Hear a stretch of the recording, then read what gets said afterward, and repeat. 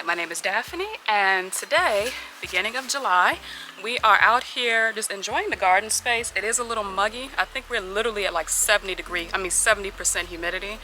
The temperature is probably in the 80s, but it feels closer to 90 just because of the humidity, so it's a little ungodly out here. And I did say that I was going to come out early mornings and do gardening work, which inevitably has not happened, and so I'm out here now refilling the rain barrels. Thank God for that irrigation system. I don't have to water by hand. It's a blessing. But I'm out here refilling the irrigation systems now and just taking a look at the garden space. We do have some browning of the leaves, some things are falling over. The tomatoes need to be pushed back on the trellis. There are things to do. And so today I'm just going to take you around as I do some gardening chores, but we're also going to take a look at the garden because even though I did film last week, every single week there's something new to see. There's just a lot, and I can't fit that all within a 15 to 20 minute video. So I want you guys to check out the garden space and the beauty of all of these flowers. And I think we have some squash coming along now. It's itchy, but it is amazing.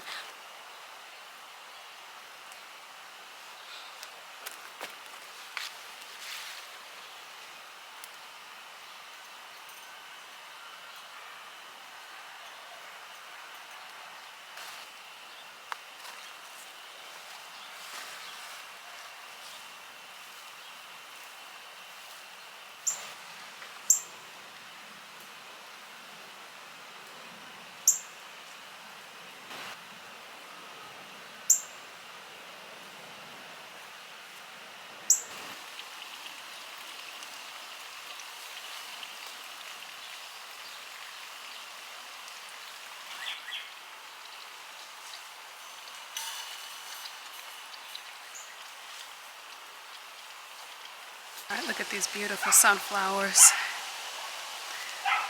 This one here is actually supposed to be over the trellis. It's a mammoth sunflower. Right now it is literally taller than me, and look at the leaves on this one. Hopefully it's still growing and not trying to produce a head, but if I can get this one to survive and save some seeds, I would love it. It's going to be so beautiful just around the doorway. I think this one is actually a striped sunflower head, but yellow sunflower with striped seeds, and this one is actually trying to produce a head. Hopefully they survive. The birds are vicious. I did want to show you guys some of the things I didn't show you guys before. This over here is a bunch of oregano, which I need to cut down and figure out what to do with it, but there's so many honeybees around here. I kind of wonder where their nest is. It has to be close, right? There's so many honeybees over here that I don't want to take away their food source, not to mention when the flowers first come up. I mean, look at the color on this. I don't think the camera does it justice. It's beautiful. The wasps drinking water. They tend to be a little more, not as aggressive when you give them a water source. We didn't get too many raspberries or blackberries this year. A lot of these shoots are new shoots. So I'm going to clear this area up. We definitely need to heavily mulch this area and maybe fertilize it. And I'm thinking next year we'll probably have a ton of raspberries. But yeah, we didn't get too many this year. Although we did get a ton of little itty bitty strawberries, which I need to take, but look at that.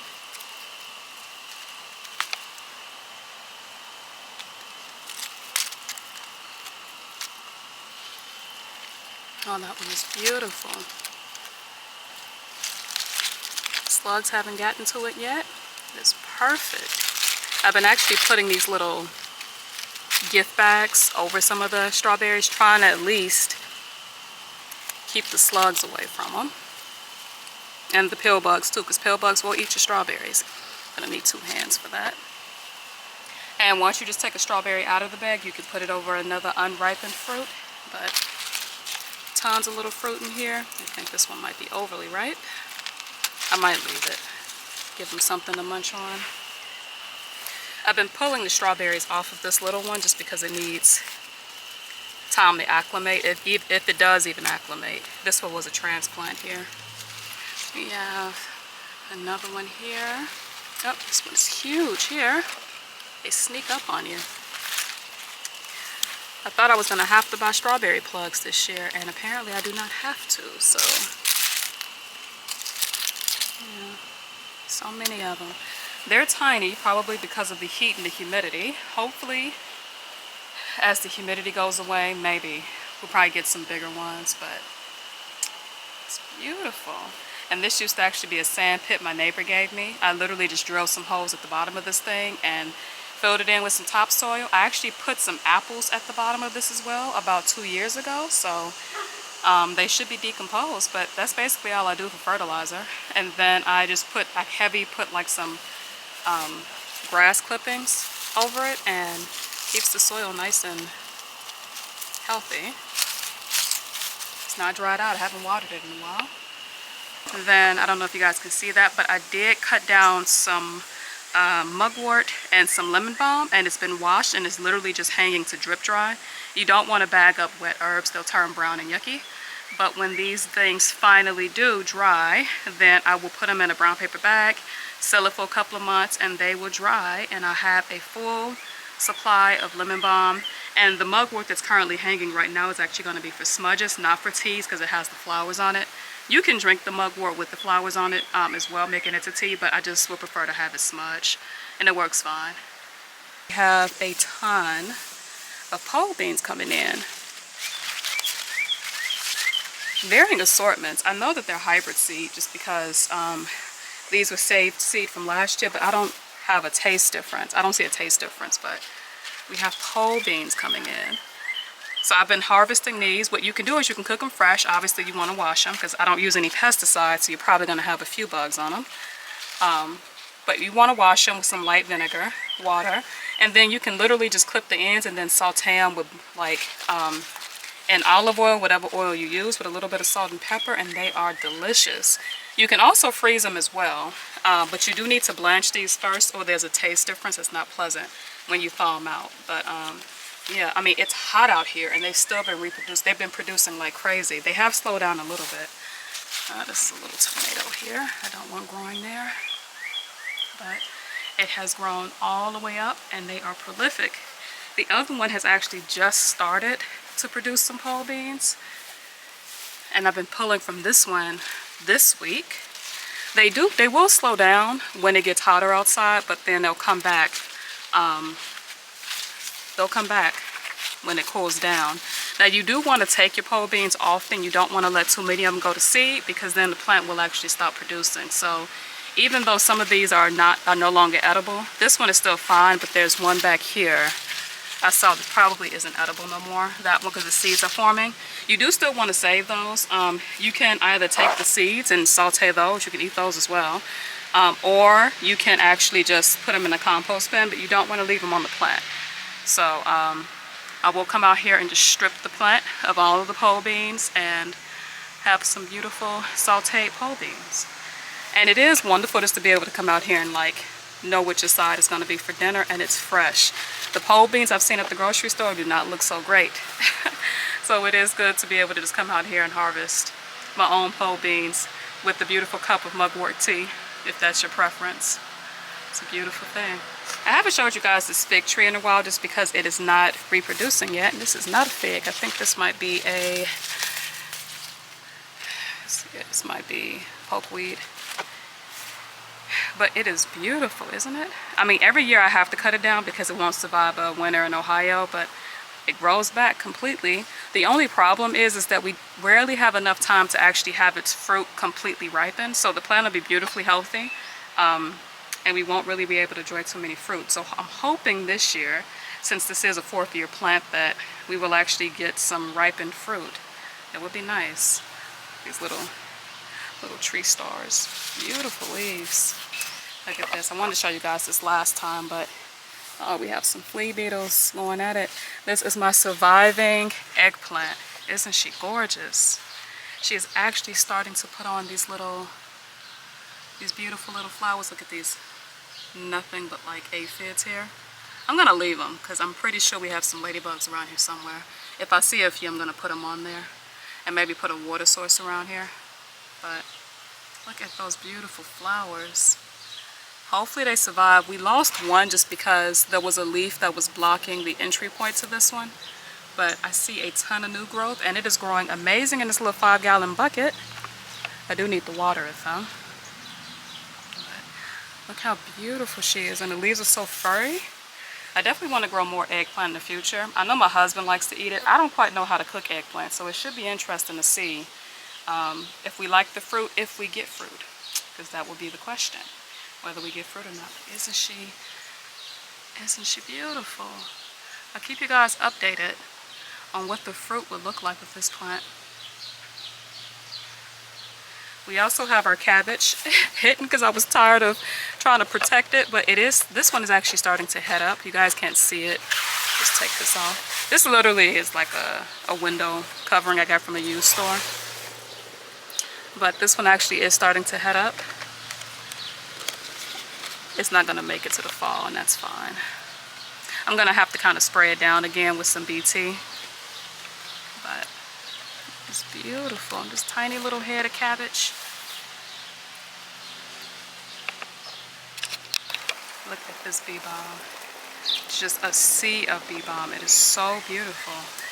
Now I have been pulling, you can't even tell because we have so many flowers, but I have actually been pulling flowers off of this, some of the red ones.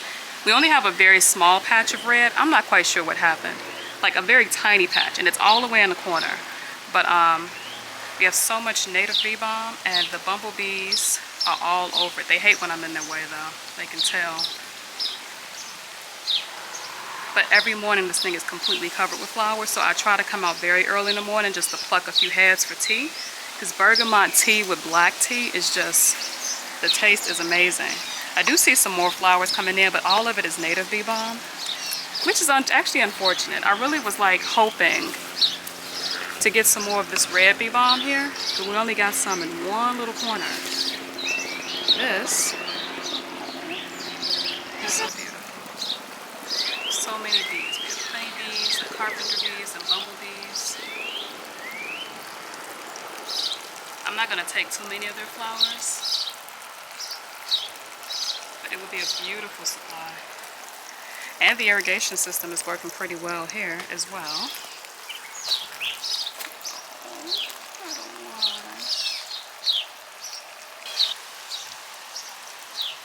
We also have the pea trellis all cleared off, so I did take all of the peas. And we have a bunch of saved seed. We have a bunch of seed for next year as well, which would be wonderful. All of these are supposed to be Kellogg's breakfast tomatoes. It just looks so empty without the peas hanging there. And once I cleared the peas, I began to realize that we do have some tomatoes coming in, which is wonderful. There was another huge one on this side as well as some basil, which has been eaten up a little bit. But right here, have another little tomato coming in our watering system, which is doing very well. Have to probably move that hole or drill another one in here somewhere. And all of these beautiful flowers. We do have echinacea in the front and then the backyard as well. And this one I actually think I can probably take half of this and start taking the root next year, which I'm pretty excited about. These are supposed to be the violet, like the jumbo violet zinnias, but they are hybrid seed. I'm pretty sure this one's a peppermint zinnia as well. And then look, we're getting so many peppers now. Look at this. This one must be in Anaheim here. They grow amazing in the shade over here. And then I think these are definitely, oh no, it's the heat. Don't touch anything if it's super hot outside, and it won't even ripen. Darn it. It's a cayenne pepper here. And it's some type of squash, which is doing amazing. It's actually trellising all the way out around that area. Look how big these leaves are. I think this one must be cayenne as well. And then I think these little peppers here are Thai tons of Thai peppers. And some Anaheim peppers here.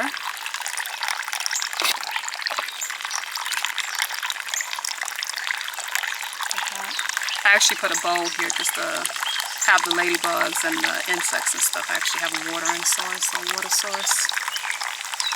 And then it's also overflowing and like watering the pepper plant, which actually doesn't like its roots wet, so more than enough water, hopefully.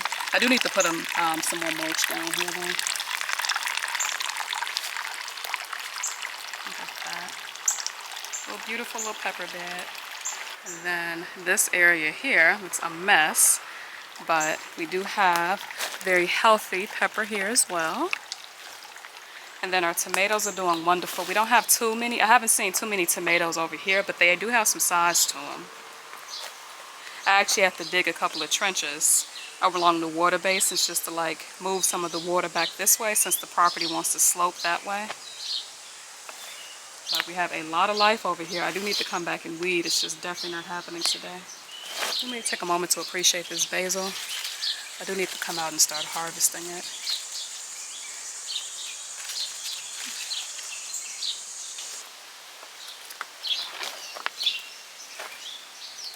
Beautiful little flowers. Huh? Finally a red one. Was wondering where I put them.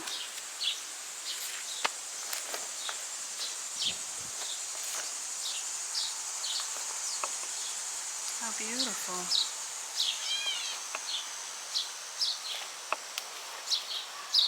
I did see a small little tomato around here somewhere. Here, I think this one must be an Amish paste, I believe. No, Cherokee purple here. We finally have some tomatoes coming in. Look at that. We have some Thai basil here. The smell is heavenly. And then I think our honey nut squash is actually trying to trellis out. I'm just going to let it go where it wants to go. If it goes behind there, that's perfectly fine. We did have a few that actually grew back there last year. I just kind of need to clear that area out. There's so much mint back there. It's a beautiful sight. I also wanted to show you guys my carrot section here. I have been coming out to thin these out maybe once a week. But we have carrots, and there's another one here that's due for a thin out.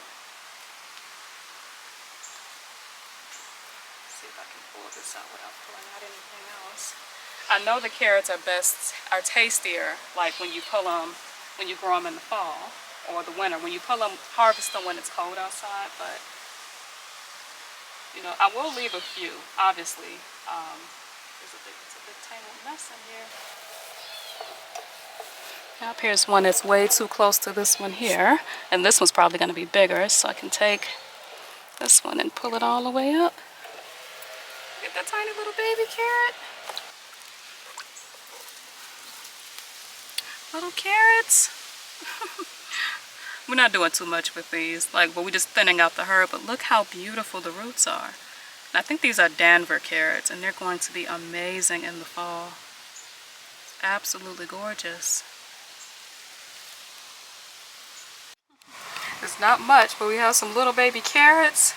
We have a ton of pole beans, way more pole beans than that. We have some bergamot flowers and some calendula to dry. We have some strawberries. We do have some peas that can be blanched and eaten. These are going to be seed peas here in those, but not bad for today's harvest. Look at that. This little garden. On top of the herbs, and probably could pick some collard greens too, but we're probably going to do that next week. So much abundance in this little bitty garden space. Alright, so thank you guys so much for watching. Yeah, the garden is beautiful. I am hoping that the humidity at least goes away. I can deal with the heat to some degree, but the humidity sticks, you know. But we're going to continue to come out here, take care of the garden spaces. I do love looking at it in the morning, so inevitably you have things you have to do in order to maintain the beauty of it all. But as mentioned, stay hydrated, stay safe. Early mornings are better. But as always, thank you guys so much for watching, and you have a great and wonderful day. Peace.